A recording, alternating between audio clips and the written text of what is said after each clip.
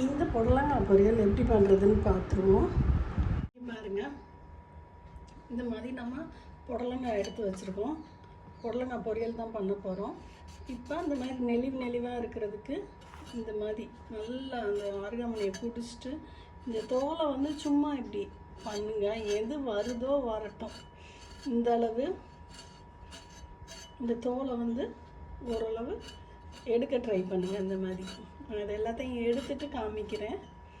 எல்லா புடலங்காயிலையும் ஓரளவு, ரொம்ப எடுக்கலைனாலும் ஓரளவு நம்ம எடுத்தோம்னா டேஸ்ட் நல்லாயிருக்கும். இந்த மாதிரி தோல் வருதில்ல, இதை ஃபுல்லும் இந்த மாதிரி எடுத்துடலாம். இது வந்து கொஞ்சம் சின்னதாக இருந்துச்சுன்னா அந்த மாதிரி எடுக்கிறது ஈஸி. இந்த மாதிரி ஓரளவு வர்றதா நீங்கள் எடுத்துருங்க. இந்த மாதிரி நான் எல்லாத்தையும் எடுத்துட்டு காமிக்கிறேன். அப்படி பெருசாக இருந்தால் கூட நம்ம எடுக்கலாம்.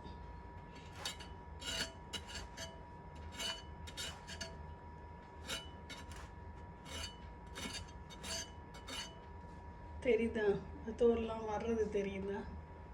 இந்த மாதிரி ஓரளவு நம்ம எடுத்துட்டு காமிக்கிறேன். இப்போ உங்களுக்கு இந்த டிஃப்ரென்ஸ் தெரியுதா? நான் இப்போ இது வந்து தோலை எடுத்திருக்கேன் ஓரளவு. இது வந்து தோல் எடுக்காத புடலங்காய். இந்த ஓரளவு எடுத்திருக்கேன் பாருங்கள். இது இனிமேல் எடுக்கணும். அந்த அருகாமனையில் பாருங்கள் எவ்வளவு இந்த தோல் வந்திருக்குன்னு சொல்லி. இந்த மாதிரி நம்ம எடுத்துக்கலாம். இந்த மாதிரி கொஞ்சம் லைட்டாக அந்த மாதிரி. இப்போ நம்ம ஓரளவு எடுத்துட்டோம். இங்கே பாருங்கள், இந்த தொலிலாம் நமக்கு தேவையில்லை. இதெல்லாம் கீழே போட்டுடலாம். இதெல்லாம் தேவையில்லை. இப்போ பாருங்கள், இந்த மாதிரி நம்ம புடலங்காய் எடுத்துருக்கோம்ல, அந்த மாதிரி சென்டரில் இப்படி நறுக்கிடுங்க. உள்ள விதை வந்து இது பிஞ்சுங்கிறதுனால விதை இருந்தால் எடுத்து போட்டுருங்க. சும்மா அந்த மாதிரி இப்படின்னா உங்களுக்கு இந்த மாதிரி ஹாஃப் சர்க்கிளாக வரும். இந்த மாதிரி இங்கே புடலங்காயை நறுக்கிக்கோங்க.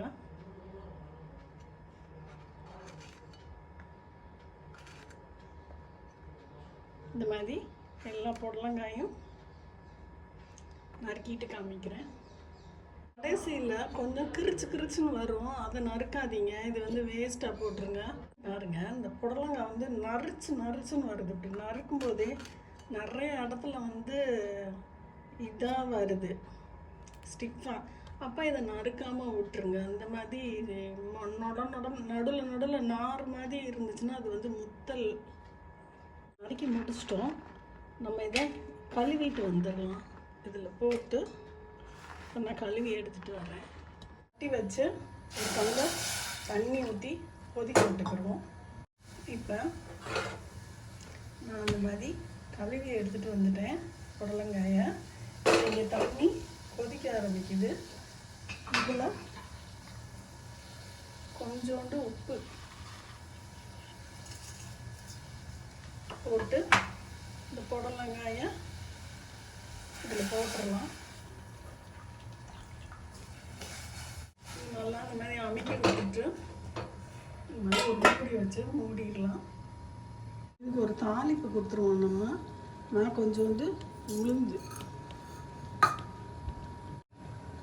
கொஞ்சோண்டு கடுகு, ஒரு 2 மிளகாய் வத்தல் போட்டிருக்கேன். இதோட இந்த அடுப்பை ஆஃப் பண்ணி வச்சிடலாம். இருக்கட்டும். அதில் மிளகாயை மட்டும் இதில் கட் பண்ணி வச்சுக்கலாம். நான் கட் பண்ணி போட்டுட்டு காமிக்கிறேன். கட் பண்ணி போட்டாச்சு. இது திறந்து கொடுப்போம்.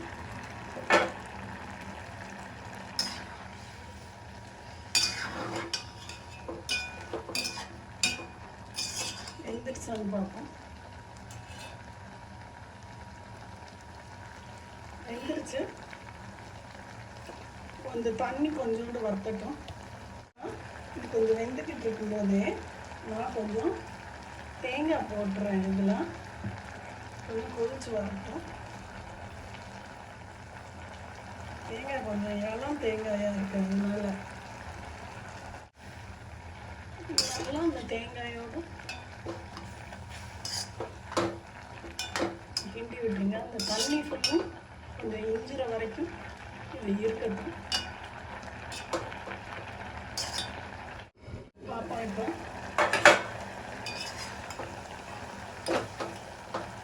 நல்லா தண்ணி வத்தட்டும்.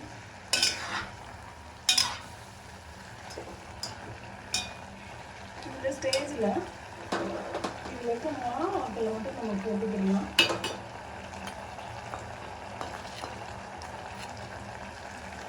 காரம் கொஞ்சம் ஏறும். முத்துன தேங்காயாக இருந்தால் நல்லாயிருக்கும். எல்லாம் தேங்காயினால நான் அந்த தண்ணியிலே கொதிக்க விட்டுட்டேன். இல்லைன்னா ரொம்ப நேரம் தாங்காது, கெட்டும் இல்லை.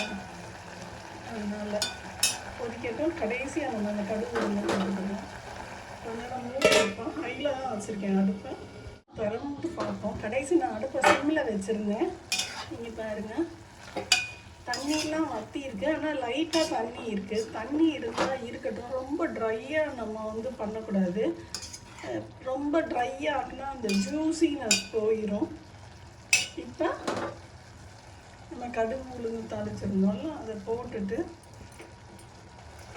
அடுப்பை ஆஃப் பண்ணிடுங்க. அவ்வளோதான், நம்ம புடலங்காய் பொரியல் ரெடி. கொஞ்சம் அந்த ஜூஸியாக அந்த தண்ணி கொஞ்சோண்டு இருந்தால் தான் சாப்பிடும்போது நமக்கு வந்து நல்லாயிருக்கும். செம்மையான புடலங்காய் பொரியல் ரெடி. இதை நான் ஒரு இதை எடுத்து வச்சுட்டு காமிக்கிறேன். இப்போ பாருங்கள், நமக்கு புடலங்காய் எவ்வளோ எம்மியாக பாருங்க. மசிச்சு காமிக்கிறேன் பாருங்கள். செம்ம சாஃப்டாக செம்ம எம்மியாக இருக்குது. நீங்களும் ட்ரை பண்ணி பார்த்துட்டு சொல்லுங்கள். சூப்பராக வந்திருக்கு. ட்ரை பண்ணி பார்த்துட்டு சொல்லுங்கள் ஃப்ரெண்ட்ஸ். பாய்.